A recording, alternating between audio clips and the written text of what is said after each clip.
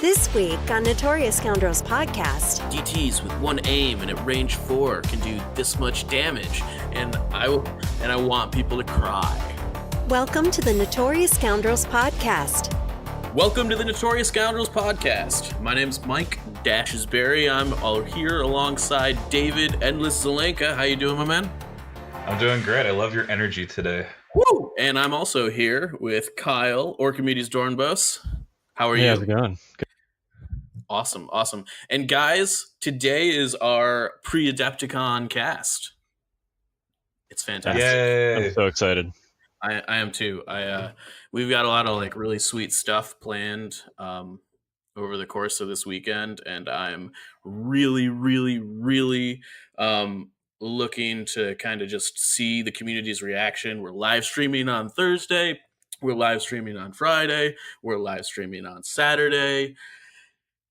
And there's just going to be a lot of Legion, and hopefully a lot of Legion news. Yeah, so tune in on 1 p.m. at 1 p.m. On the Fifth Trooper Network on the YouTubes. That's 1 p.m. Central Time on Thursday, because we're going to stream that panel and whatever news it may hold. Absolutely. And after that, we've got a tournament on Friday with 64 people competing to get the last few slots in what will be the biggest tournament in Star Wars Legion to date.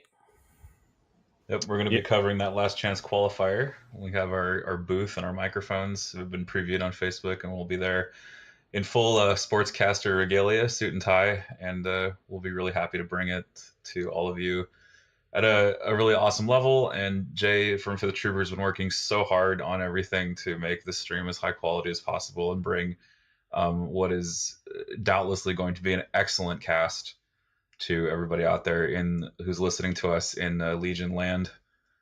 So thanks to Jay, absolutely. And it's going to be a sweet event. It's going to be a sweet couple of days.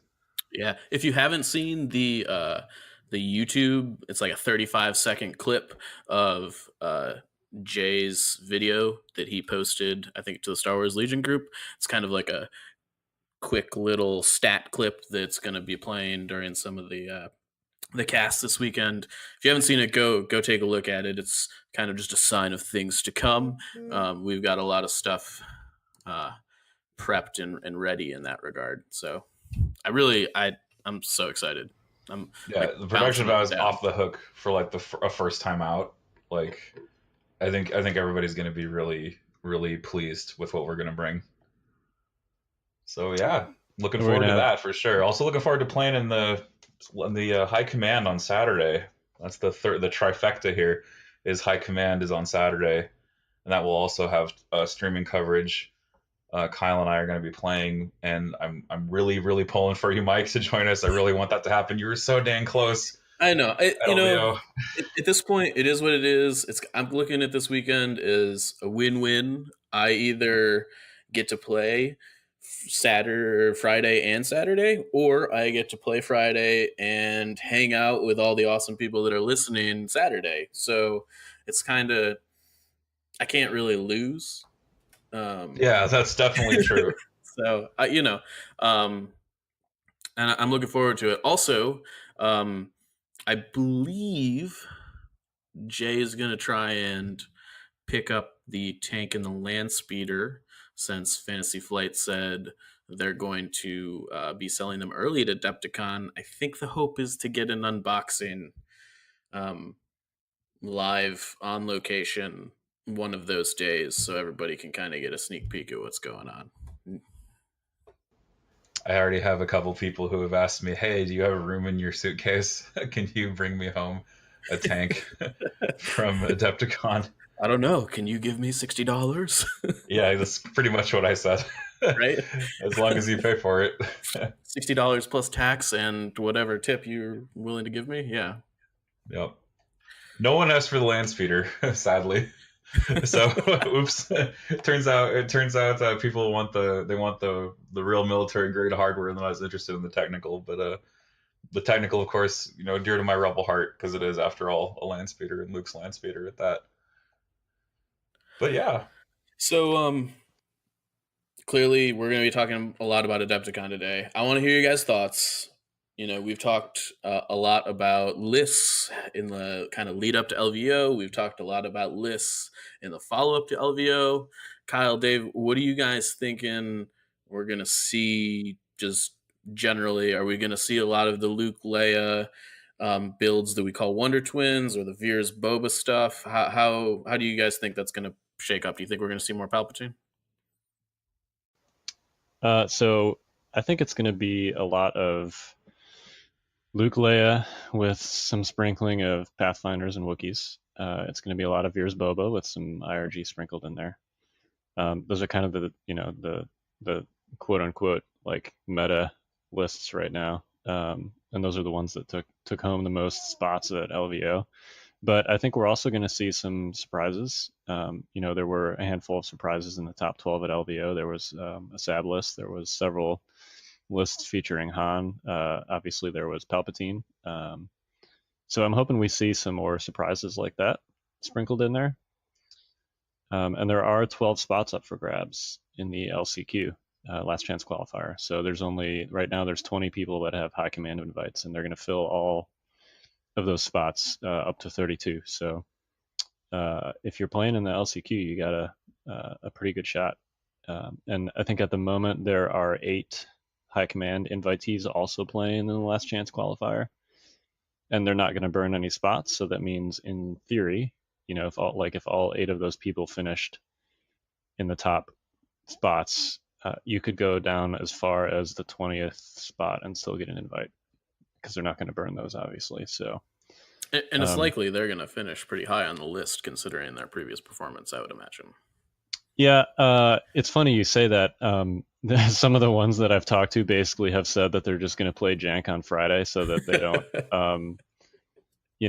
potentially steal a spot from somebody, which of course they can't do necessarily if they're not burning any spots, but also just so they're not previewing whatever they're playing the following day.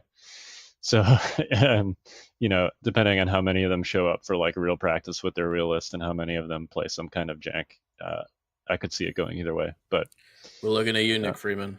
Yeah. Mr. Double ATST. And then there are people that might still also bring jank to high command because that's what they qualified with in the first place. I'm looking at you, Rick Stegich. I knew you were going to say Rick Stegich. Here's a bomb, and here's a bomb. Mr. Jank. He's got to be so excited for Sabine and Bosk. Oh my gosh, the bombs! He's already like full in on the Sabs. He's just got to be like, yeah, more bombs. And I think Mr. Lupo is also playing in last chance qualifier. So I don't know if he's going to play Sabs again, but he's certainly good at them. So I hope we see some off meta lists. Well, since there's such a large number of qualifiers going through, I think that is going to lend itself to people playing janky stuff. And I like you say, especially from the people that already have their high command invite, this is a great chance to do data gathering.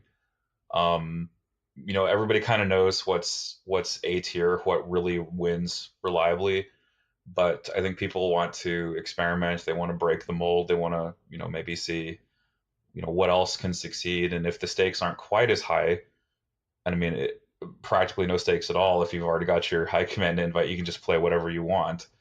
And that'll be a great chance for those folks who are curious about, what does the rest of the range of models have to offer in terms of competitive play. When it actually goes into a setting where there are people who are going to play the mainstream who do have, stakes that are going to force them to play really well. What the fallout of that will be, and what does this look like? How does this actually stack up? So if you're someone like me, if I was playing in there, I'd try something crazy. I'd play triple flamer. I'd play something, just off the wall nuts and have a ton of fun with it.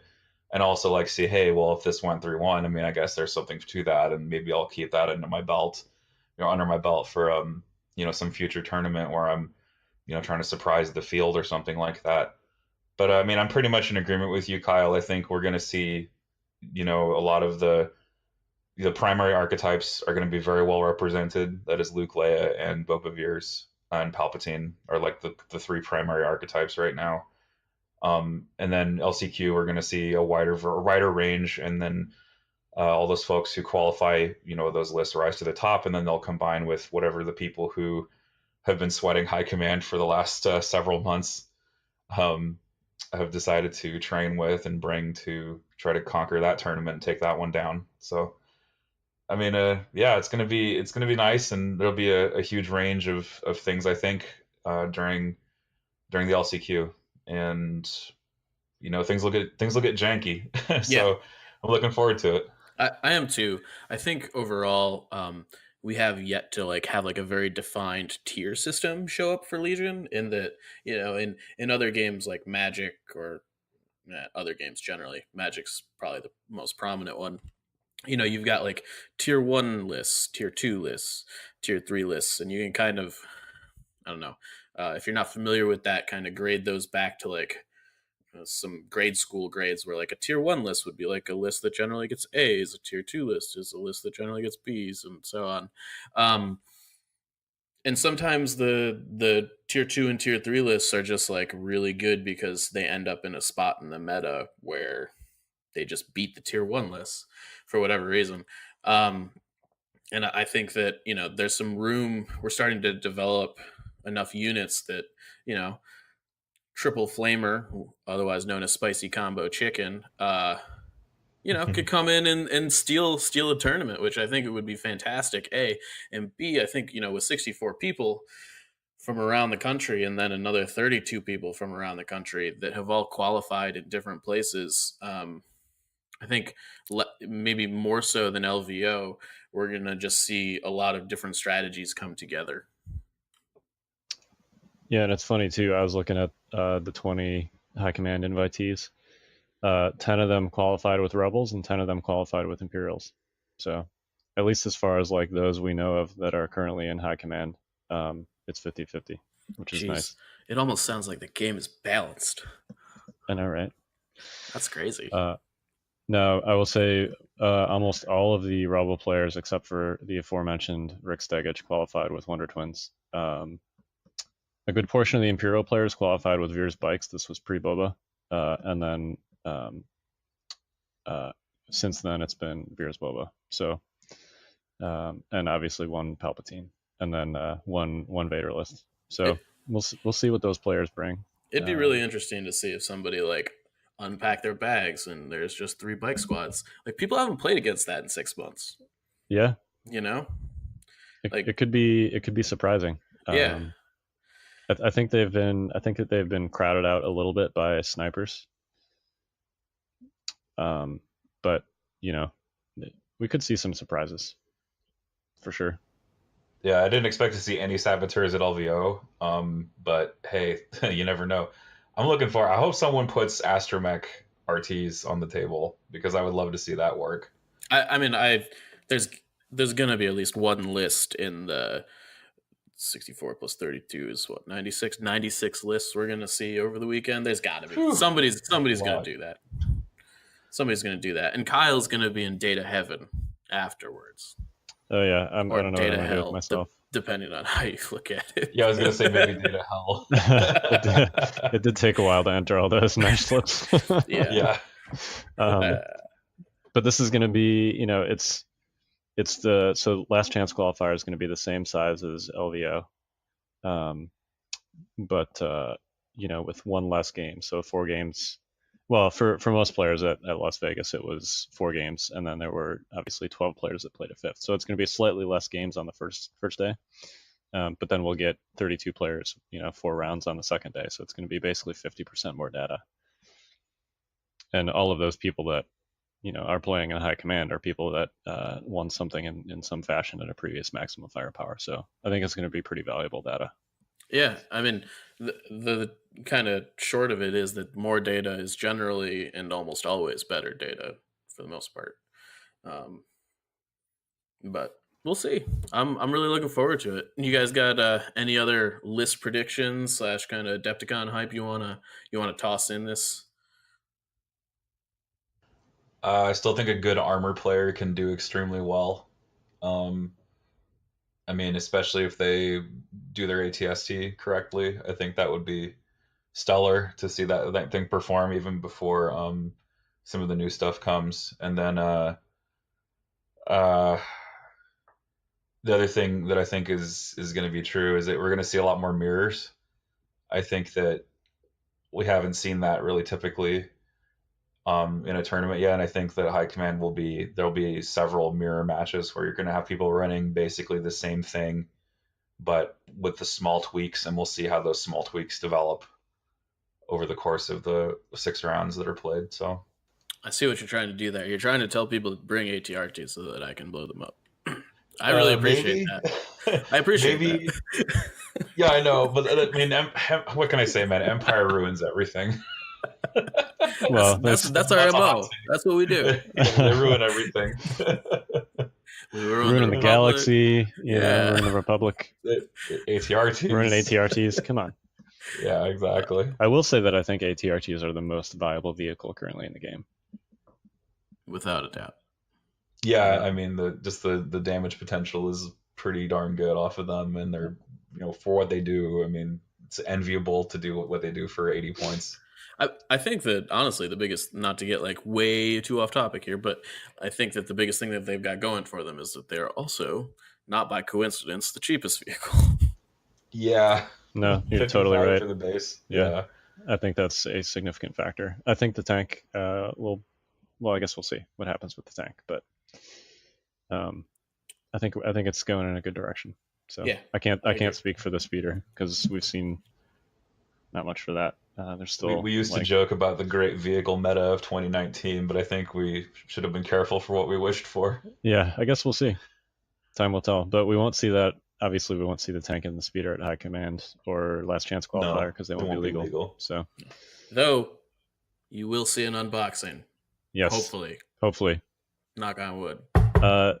The other thing that you won't see at AdeptiCon tournaments, except possibly for the team tournament, are Krennic and Deathtroopers. Yeah. Those, I think we got a little bit more information on over the week. Was it Friday? Was it Friday that they came out?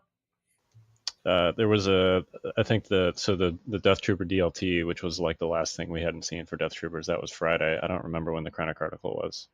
Earlier in the week, some point. Yeah. So we got some new command cards with them. I think we had seen his 1-pip Voracious Ambition before, right? Yes. That was a thing we had seen. That had been previewed before.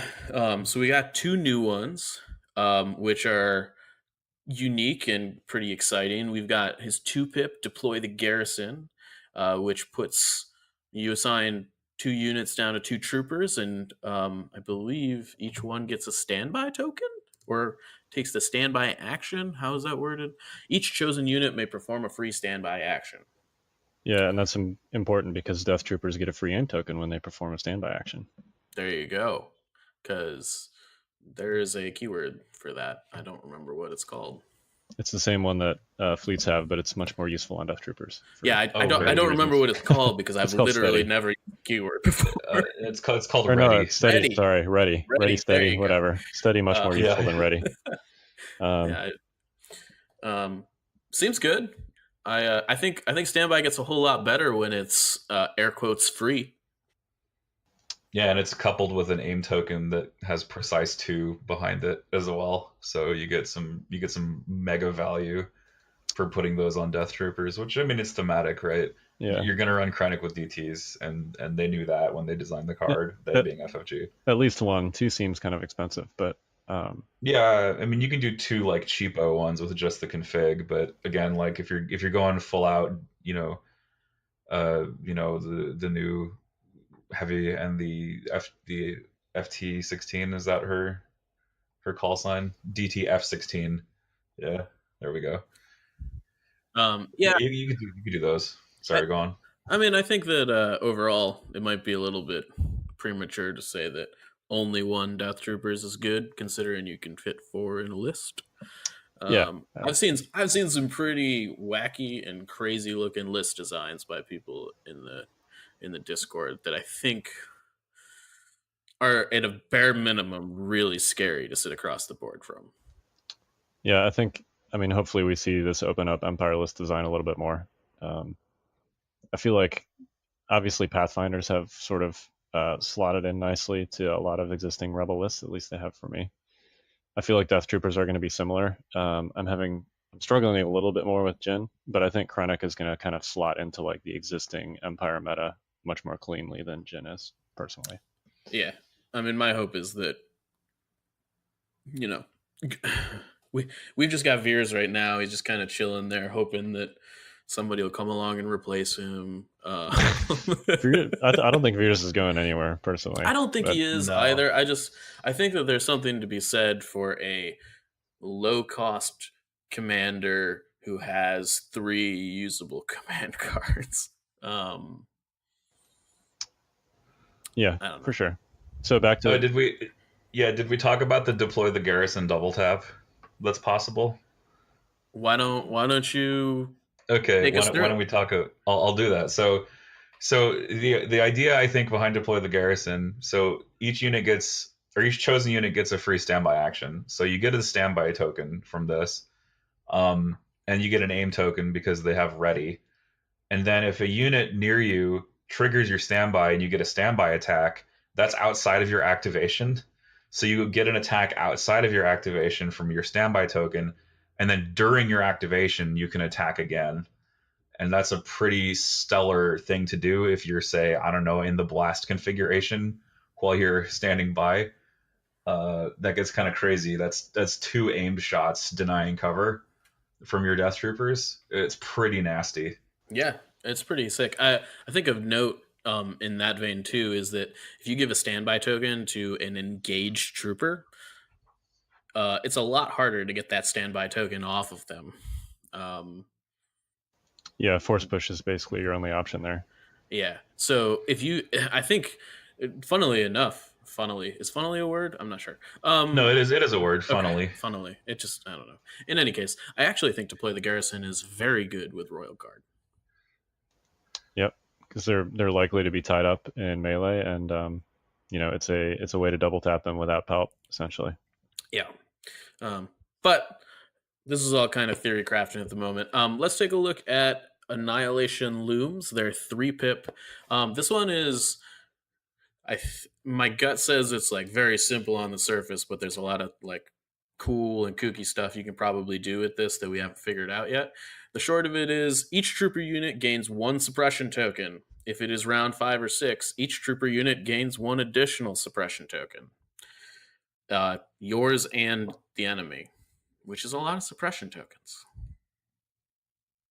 Yeah, although notably, because of Compel, you care a lot less about them than probably your opponent does. It's almost which I guess is the point, right? That way. Yeah, I know, right?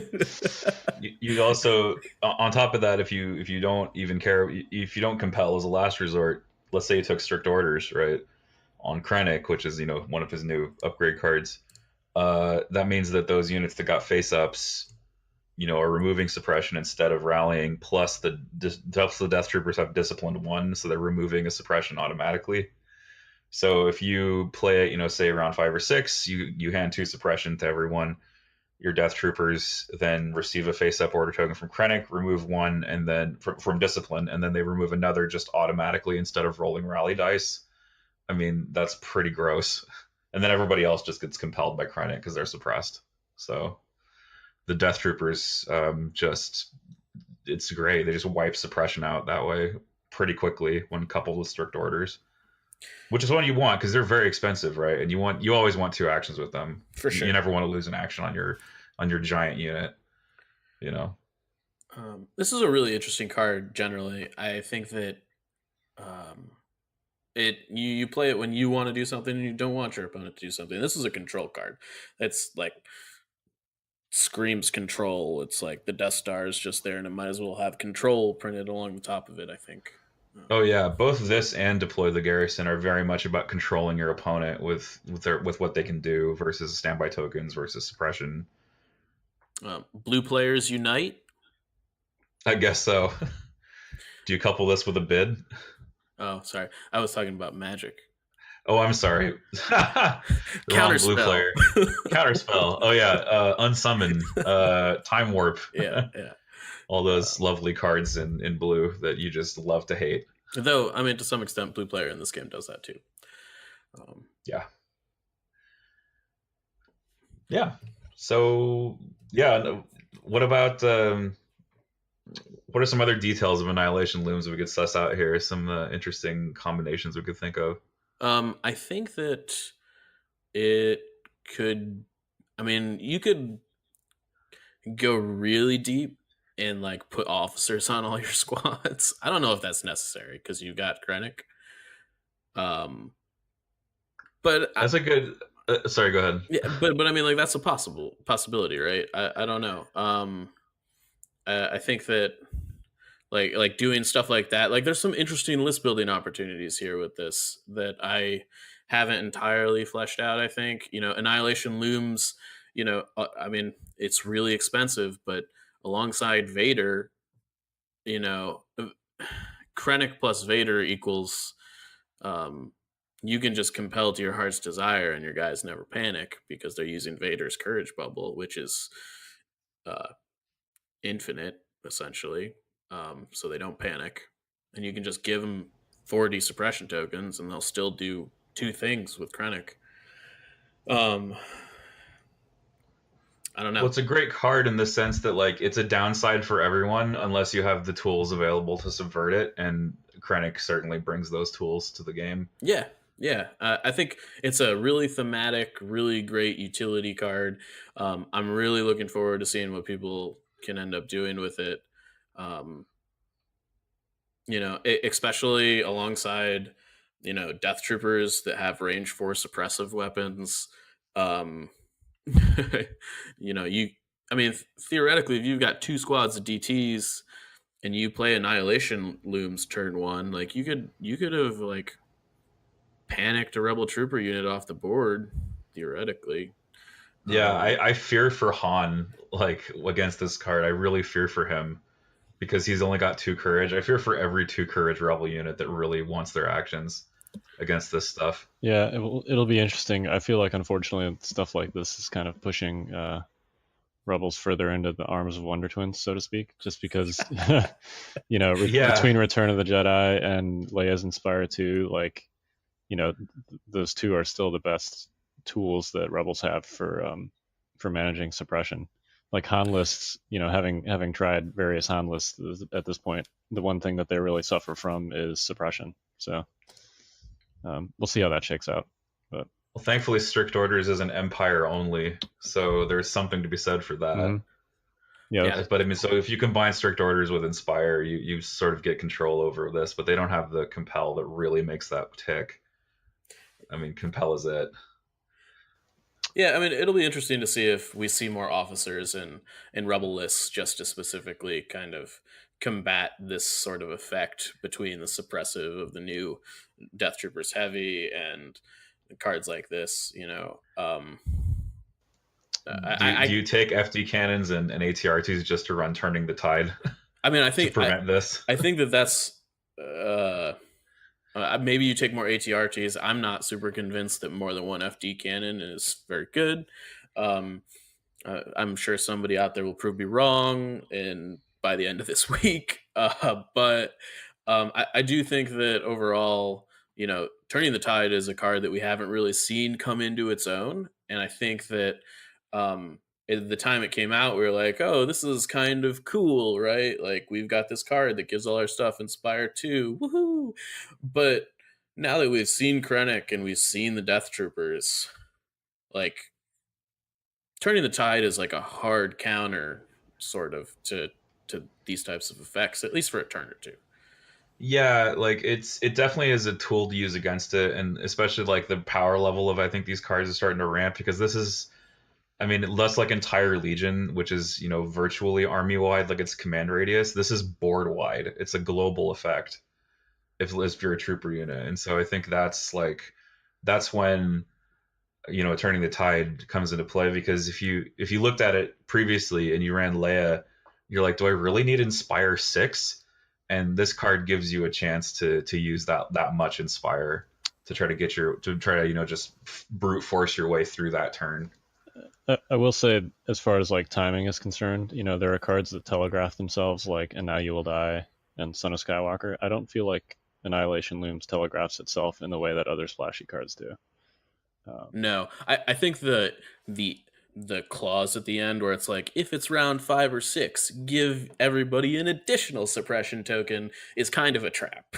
In that I think it implies that that's when you want to be kind of playing it, but I don't think that that's necessarily true yet. I haven't played the card to know like it, but it seems like this is really good on turn 1 or 2.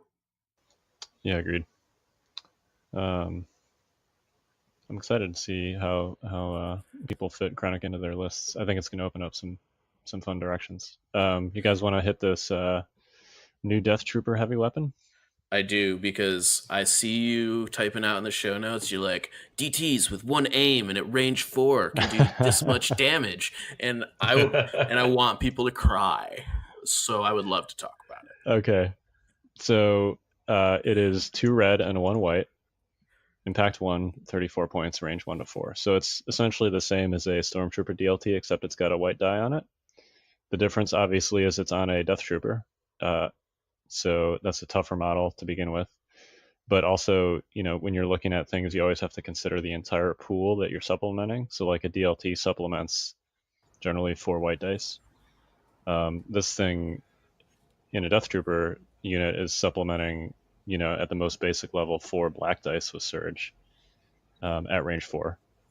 Assuming you're giving them that config. And then if you bring it into range 2, that's also, you could do 2 white dice instead of the black dice for each mini. So that's like, what is that? 8 whites, 2 reds, and another white. Or you probably want to throw blast in there. So that's 6 whites, 3 reds. Sorry, 7 whites and 3 reds. Yeah. With denying cover. Yeah. So that's pretty good. That's so gross. You know what kind of troopers these are? You know what kind of troopers these are? They're Death Troopers. Death Troopers. Yep. And obviously all those pools have 4 rerolls. So, but yeah, so the stat that I typed here in the show notes was just essentially like the range 4 firepower that you can push out with this thing. If you have 1 aim token, which is going to be fairly easy with these guys, either because you're running them alongside Veers or they have 2 courage, so they're going to be able to aim. You have a 95% chance to get at least 5 hits, a 74% chance to get at least 6 hits, and a 32% chance to get a full 7 hits. That's just with a 1 aim token. That's if you're not getting 2 aims from spotter plus an aim action or a coordinated fire or something like that. I'm raising my hand. What if you have 24? Well, I think you would increase that 7 hit chance substantially.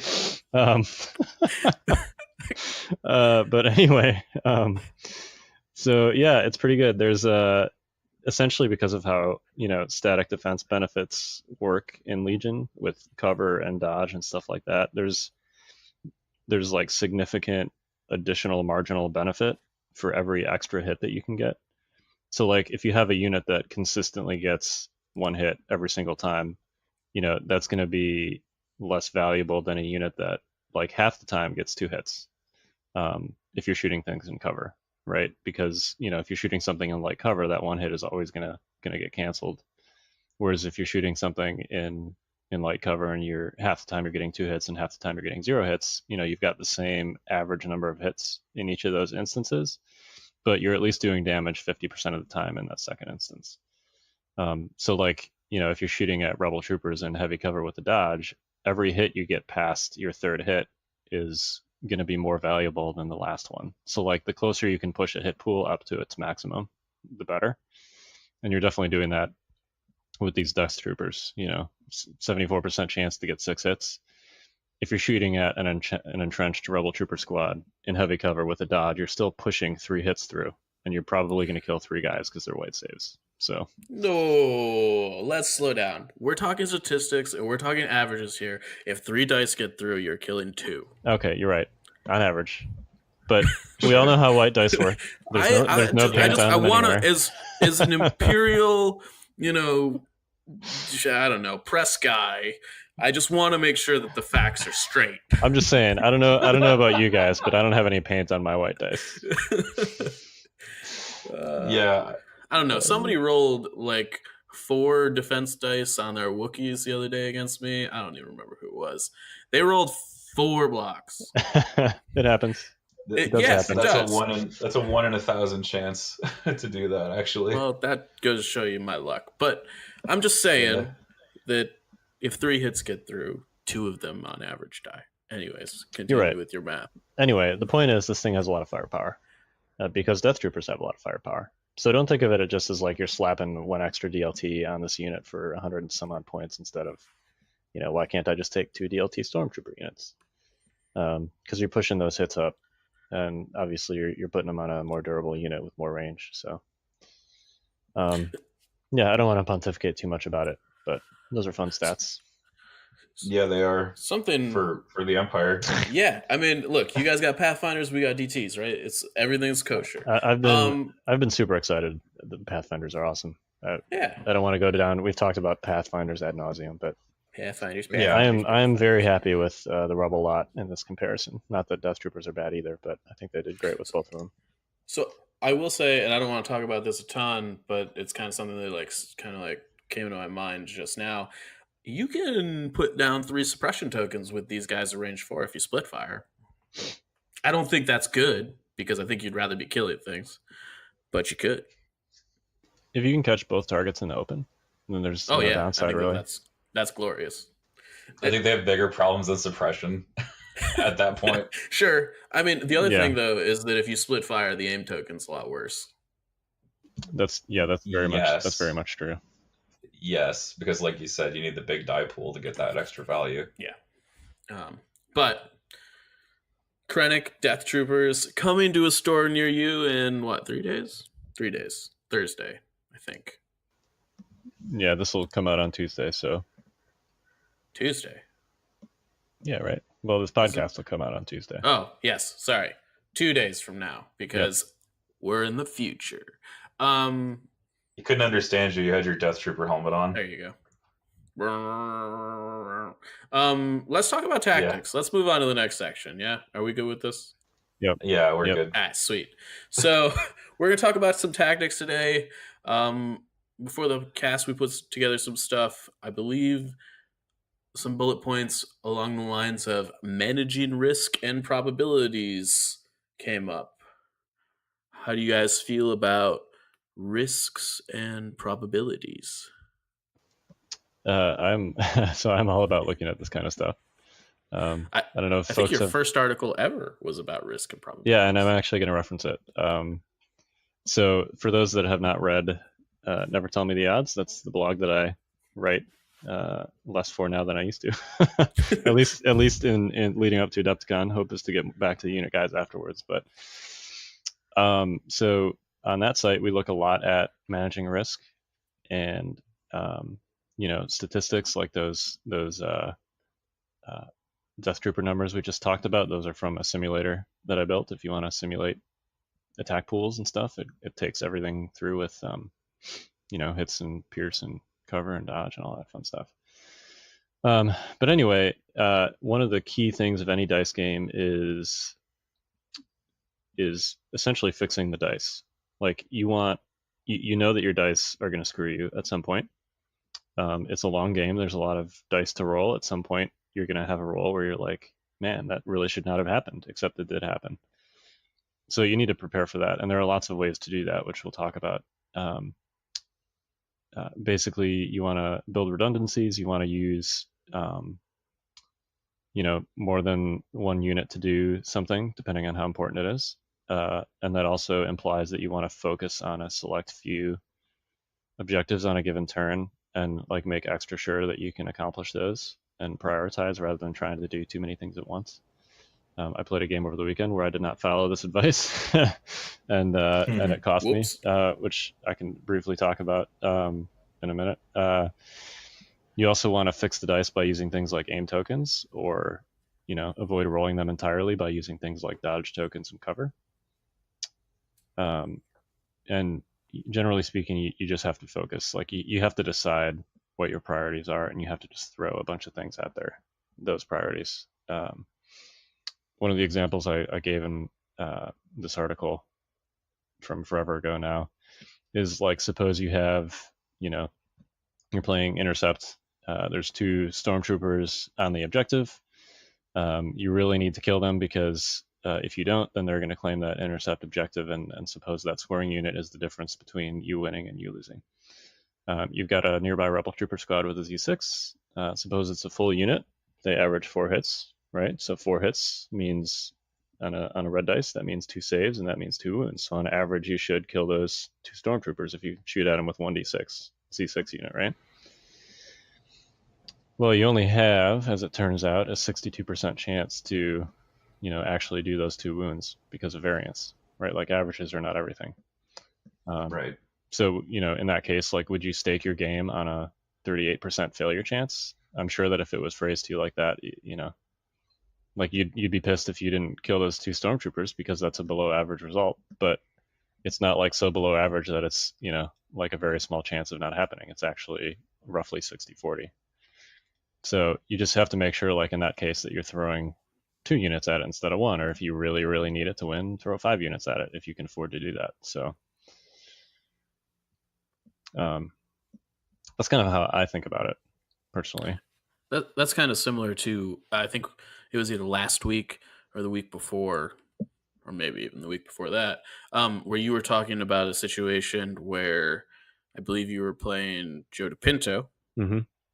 and you were talking about like killing something with Luke. I don't exactly remember what it was. Yeah, there was a guy he had 3 boxes and I had 2, and Luke was in melee with one of those guys, and Luke completely whiffed, and I had taken an aim to increase my chances to kill him, but what I really should have done is recovered or attacked and then left an action to recover and force push him out into the open so that I could attack him with other units.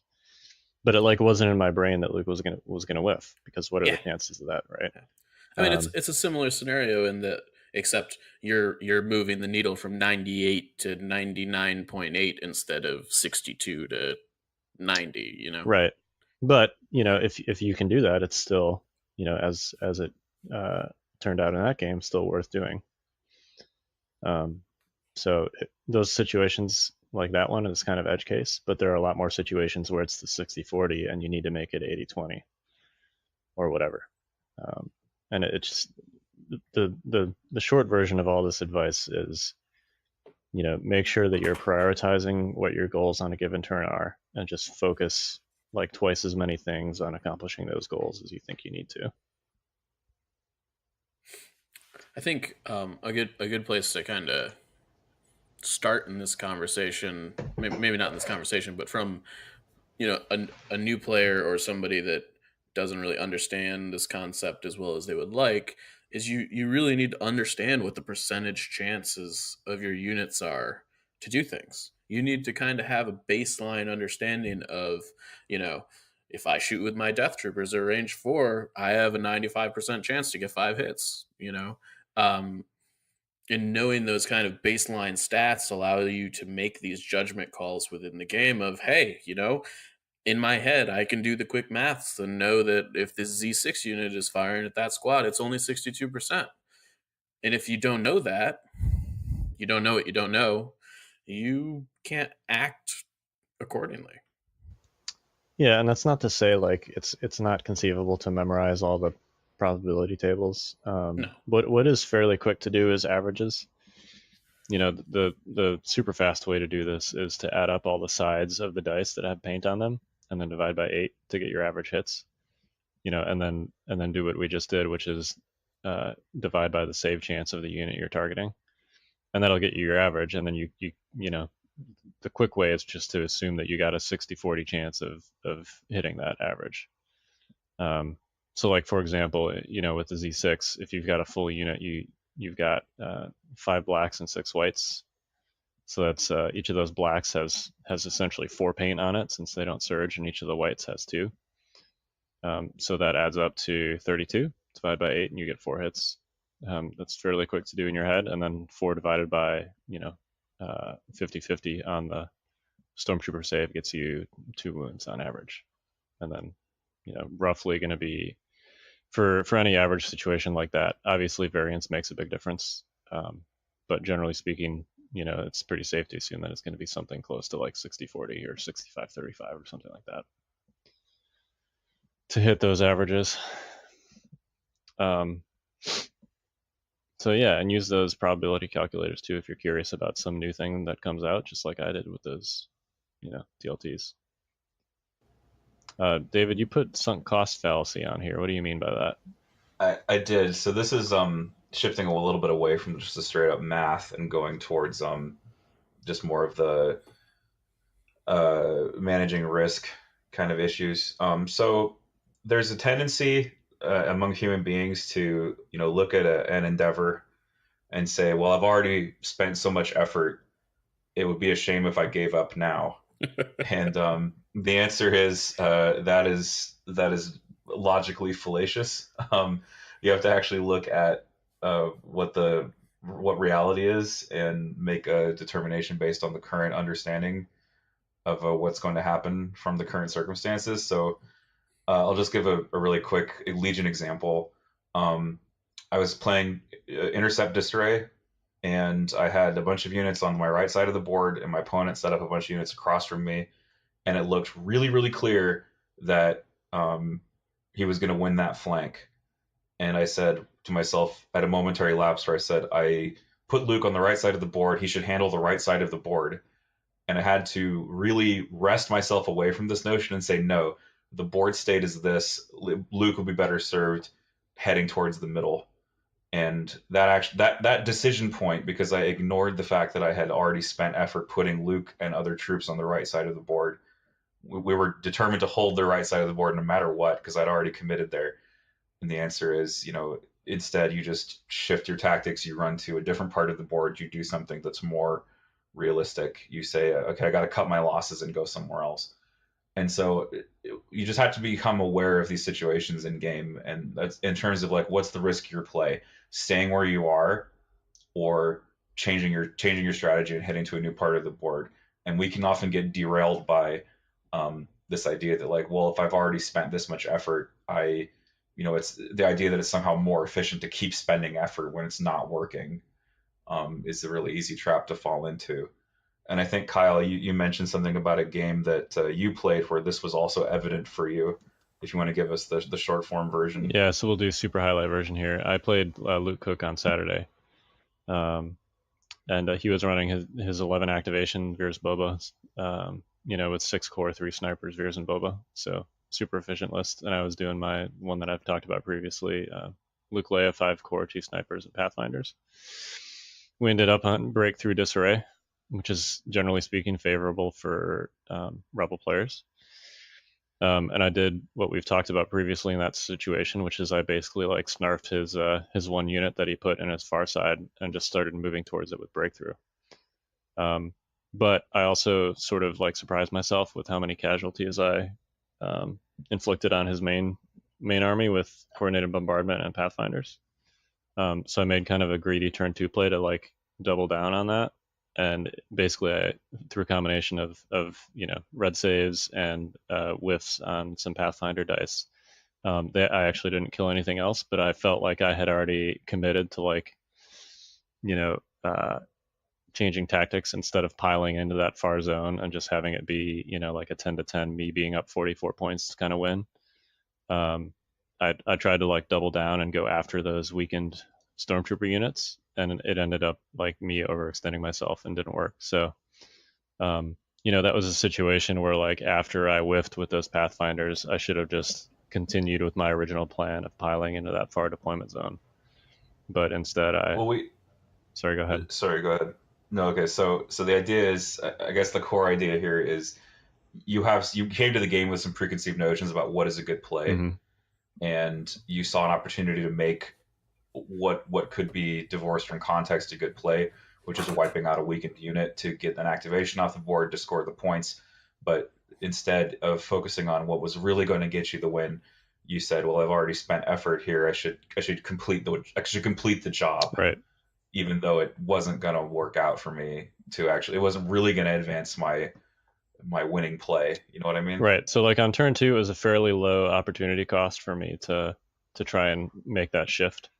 But after I made that shift on turn 2, I got in my head that I need to like double down and continue shifting that way on turn 3, and then by that time it was too late for me to go back to my original plan, which probably would have worked. So So you ended up in a quagmire. Yes. yep, Of sorts. I did end up in a quagmire.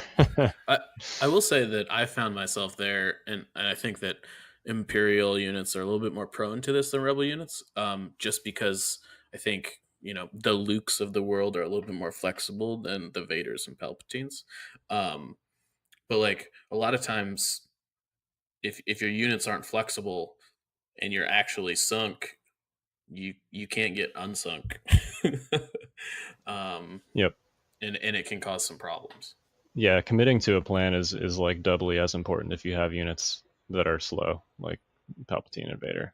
Yeah, That doesn't mean those units are bad. That just means you No. need to make sure that you focus on an objective and stick to your plan. Like, there's been many a game where I've ran into kind of this similar mentality of like, oh, I made a mistake. Like, Vader should not be on this side of the table. But I mean, as I'm sure many of you know, if you're ever uttering the words to yourself, Vader should be not on this side of the table, you know that he's there and he's not going anywhere else. So you kind of have to make the best of a bad situation. But you guys have Luke. Yep, he's faster. Yeah, he's faster. But he was part of my quagmire in this particular instance, despite the fact that he's fast. So yeah, engaging is actually pretty dangerous, like you say, because disengaging is so costly, and once you're engaged, you're like, well, it's probably better to try to do damage as opposed to withdrawing, because they'll just tie me up again, because you can't go very far, withdrawing against speed 2 units. So that by itself is incredibly dangerous to do. So anytime you want to engage an enemy unit, you have to understand what the consequences are. Yep.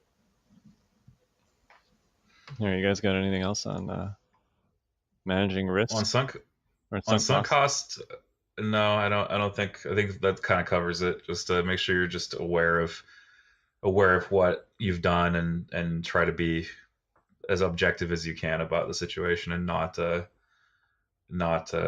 fall into the trap of I've come this far, turning back now is not possible. Yeah, I will say, I think this one takes some time. Like, you have to be able to A, recognize you've made a mistake, B, admit you made a mistake. You kind of have to go through like the 5 stages of grief or whatever it is, right? Like, you have to like get through that in a turn or two, and then change your strategy, because a lot of times you'll be like, oh man, I was doing this really awesome thing and I shouldn't have.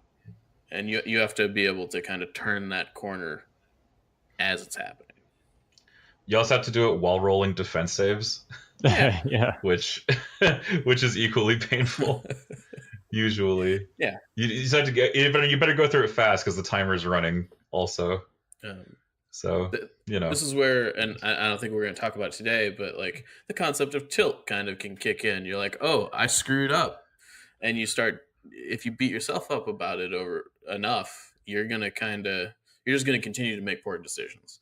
And that's definitely, we can spend in the worlds of Kyle Dornbos, we can spend a whole episode talking about tilt. But that might be a good subject for future cast if we talk about mindset and tilt and things like that. For sure. And hopefully not next week. Yes, hopefully not next week. Hopefully not. Yeah, hopefully we don't get tilted so hard we spend the whole episode post AdeptiCon talking about tilt. And as kind of a little bit of a pump here, if you guys would like to hear about tilt, please feel free to give us feedback at notoriousscoundrels@gmail.com. If you don't want to hear about tilt, you can also tell us there. This is me making a really big smiley face with 2 thumbs up. Yeah, and so we now do have an email address, which Mike just referenced. Please send in feedback. We're going to start doing like a listener question segment if you want to send in questions. If you don't like lengthy battle reports, tell us that too. Seems to be a popular opinion. We are obviously constantly trying to improve the show, and now we have a way for you to communicate with us besides just randomly hitting us up on Discord and Facebook, which you can also do. But yeah, go ahead and please send us emails. We want to hear from you. So notoriousscoundrels@gmail.com. Yeah, buddy. So are we gonna hit this last section today, guys? Fundamentals. It's fundamental. Yeah, we can. Actually, we've touched on this previously, so I think we can do this some service without spending too much time on it. Sweet. Yeah, can we spend like just a minute saying how this came up again? So, for those of you who have played me lately, I'm really good at moving my troops out of cover. He's without any ego at all. Yeah. So here's the deal. I'm reminded of something that Daniel Negreanu, who's a poker player, once said, and he said, "The moment you think you've got a game mastered is the moment when everybody else starts to surpass you." And so that kind of involves constantly going back to the basics. And so if you're a really advanced player who's kind of thinking, oh, I can just, skip over this part because I already know all this stuff, just take a moment and just listen because, I guarantee you'll profit just from being reminded of things you may already know. But, sometimes you don't have it close enough at hand during a tournament to really remember it. So, stay tuned, even if we're talking about stuff you might already understand about the game. Learn from our sorrows. Yeah. Yes, for sure. There is in fact time for sorrows after the game. Yep. So we are going to start doing a fundamentals section in addition to our tactics section. We're starting to do sections. Trying, yeah. And today we're going to do activation timing. So we've touched on this previously in our competitive list building episode. But essentially, since Legion is a game of back and forth, you go, I go. Well, not you go, I go, because that's it. Everybody goes at once. It is alternating activations, right? One unit goes, then your opponent unit goes back and forth. The timing of which units you pick to go win is very important. And of course, since Legion is awesome, you don't have perfect control over when those units go because you have a token bag and you have the order system. So we're going to talk a little bit about how to kind of hedge. This is also a little bit about managing risks, but how to both build a list and also activate units in a way that facilitates, your units going when you need them to go, either early or late, both of which are beneficial for different reasons. So on a given turn, I like to think of these in three categories. A given unit is going to be, you want it to either go early in the turn, which means you want it to be proactive.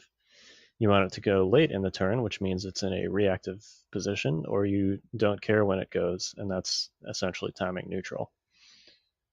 So managing your activation order on a given turn is all about transitioning from those proactive units to the timing neutral units and then finally to the reactive units. And this is why activation count kind of gets talked about a lot, because it pushes back how many reactive units you can have at the end of your turn compared to your opponent. Like if your opponent has 8 activations and you have 11, then even if you go first, you still got 3 units that are going to go, back to back to back after your opponent gets to do their last thing. So, there's not like a set number for how many activations you should have, but it seems like these days most competitive lists have 10 or even 11. I'd say you should definitely have 9 for sure. Yeah, and you better have a darn good reason for going below 9, like you're running a fully loaded ATST or Palpatine or what have you. Yeah. Even either of those things you can get 10 activations with. Yeah, thanks to snipers. Yeah, thanks to snipers. Yeah, or UWebs. Take your pick. Either one's pretty cheap. Pew, pew, pew, pew. The other thing about just sort of while we're talking about list building and activation timing is one of the most important things for activation timing is the contents of your token bag. So all of the units that you're not giving orders to. You want to make your token bag as vanilla as possible, which is why 5 to 6 core units is so popular. Because on a given turn, like any one of those core units they're all going to be in different positions, right? Some of them you're going to want to go first, and some of them you're going to want not to go first. So if you pull a core token from your bag, you've got 5 or 6 choices, and you can basically choose. You can transition from proactive to reactive. And just to go further delve into those categories real quick, generally speaking, proactive units are going to be units that either are in a position to immediately do a significant amount of damage to your opponent, or they're going to be units that are vulnerable to that same thing being done to them. Reactive units are ones, generally speaking, like high impact units like Luke or Boba Fett, where you want to hold them. They're probably in a safe spot until late in the round, and then they can come out and do their thing. And then timing neutral units are ones where your opponent's actions are essentially not going to affect what they do. They might be on the opposite side of the table and they're just, putting a wound on a moisture evaporator or something like that. So I think there's an even larger concept here with what Kyle's talking about, with making sure your token bag is vanilla as possible, and that's just, the fundamental principle here behind activation timing, even before you get there, is just control. And I think in a lot of competitive settings, you are trying to decrease or eliminate randomness so that you can go purely on calculation. And so having that vanilla token bag, or having command cards that sort the small quantity tokens, like for example, if you played like Return of the Jedi and gave an order to Luke, Leia, and Chewbacca, you've removed all your commanders and all your operatives out of your list, or out of your token bag, and so you're left with you're left with either timing neutral units like snipers, or your core units, which you then have almost total control over, apart from what your opponent decides to do in the interim, to work with during the course of the turn. And so, that's sort of what we're getting at here when Kyle says using core units to transition from proactive to reactive. You're able to, you kind of have a very high chance, or just a very good feeling, that you're going to get the token you need when you need it. And usually Leia, I'm just talking about Leia because that's what I play, she'll run improvised orders to sort of help you. If you don't get the token that you want, you can just draw a second one and pull one, throw one back. Of course, the danger is that you're going to get a duplicate pull. So just make sure that you only improvise on the lower quantity tokens, like say special forces. If you really don't want to go with a sniper now, you can just improv and throw it back. There's also something to be said about transitioning from proactive to reactive. If you're going full blown reactive and have a range advantage, you kind of want to go with your longer range units first, because they don't have to move up as far or at all if you're a sniper. And they basically force your opponent to move their units, which might be shorter range, into you without being able to take a return shot. And that's another big part of having good activation timing, is that you are essentially gaining a slight offensive edge. Over the course of the game, you get more possession time, so to speak. It would be that's the sports equivalent. More time shooting rather than more time moving into being shot.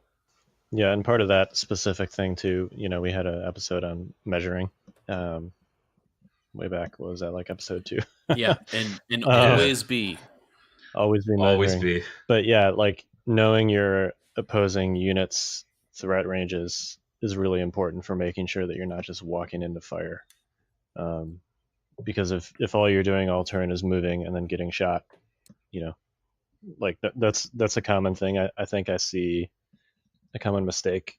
I think that I see new players make, especially on the first couple of turns, is they're kind of just anxious to get units up and into the fight, and they end up, every one of their token pulls is moving a unit up onto the table, and then their opponent's token pull is either moving and then shooting that unit that just moved, or aiming and shooting them because they just moved up into their threat range. So, make sure for example, a DLT's threat range is range 4 plus a speed 2 move, which is essentially range 5.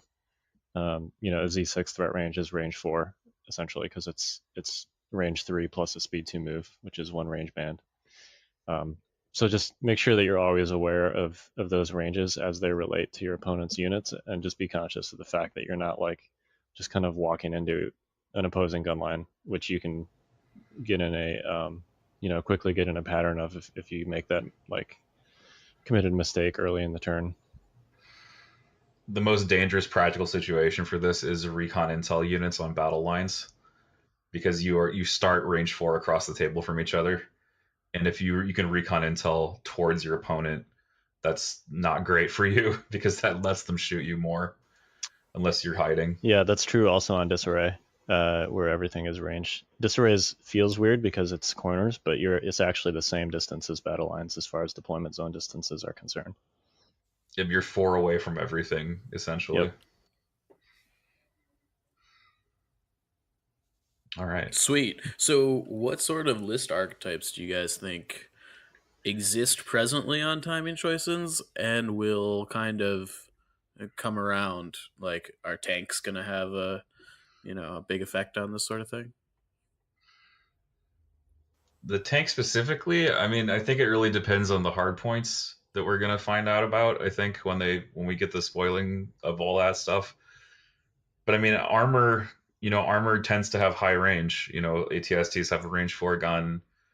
But I think ATSTs, they usually want to go last so they can leverage their range. So, I mean, they definitely figure into a more like winning through attrition style of list, because they just have high range, they have high damage, and they're not under a whole lot of pressure. They have a lot of health. Generally speaking, for armor, I mean, it's got 11 health. It's the healthiest armored unit in the game. So big armor kind of doesn't really mind. They're only really timing sensitive next to a couple things. So like you really want to put Veers in there to give them the AIM token. You want Veers to go before them. That's really one of the few things they're sensitive to. But I would say that ATSTs are fairly timing neutral, unless you're in a position to walk up and grenade someone to death because they have that range 2 grenade launcher going on. And so that'll be great to use them that way. But in terms of like overall archetypes, there's basically like 2 branches that I see happening. One is the reactive archetype, and I say restive because it relies on sitting back and digging in. They're kind of high activation count lists that just try to get as many of those free shots as possible at the end of the round, to make a deliberate effort to go second in the round. And they just try to win through efficiency and attrition. So, any sort of Z6 spam list that you run into, any sort of like DLT spam list, they're just trying to out efficiency you and leverage range.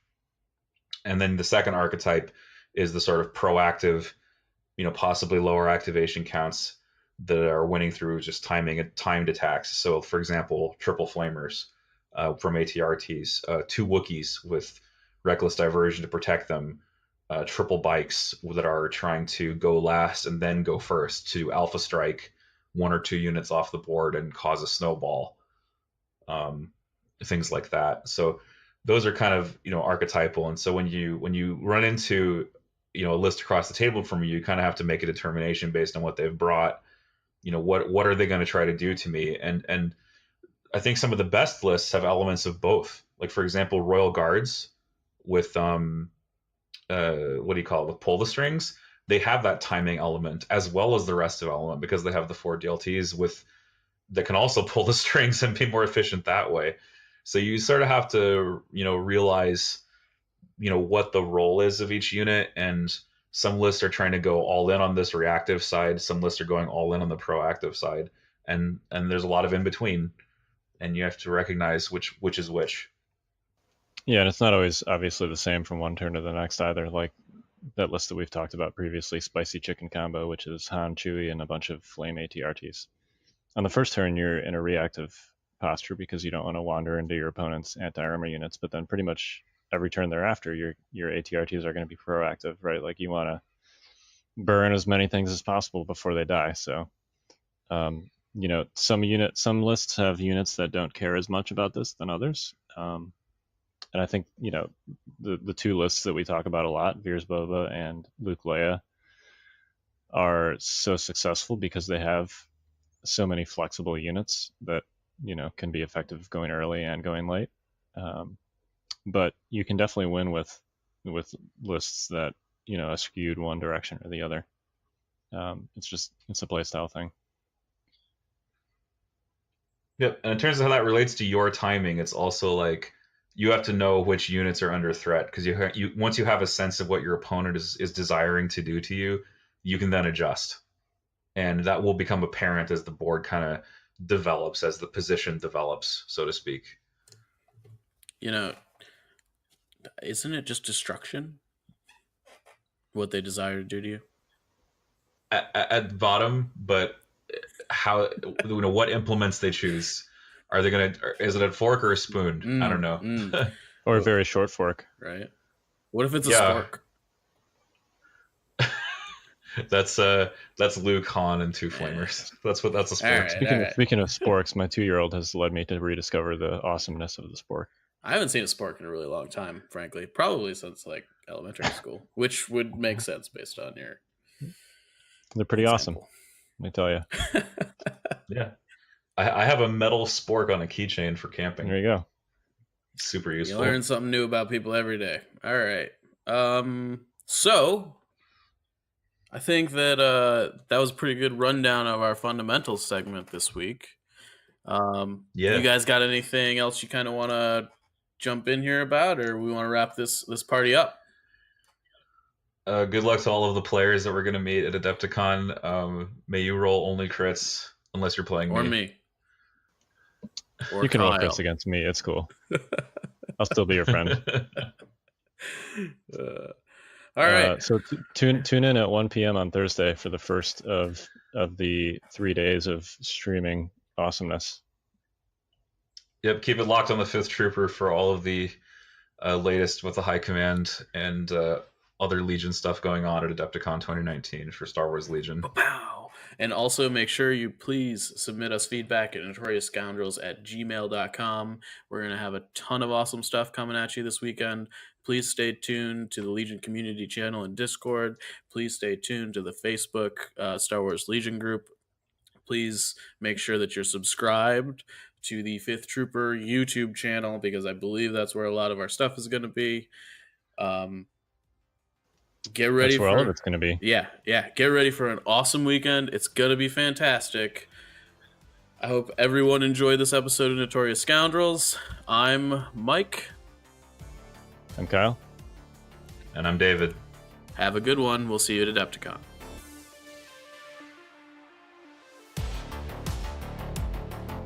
Join us next time for another edition of the Notorious Scoundrels podcast.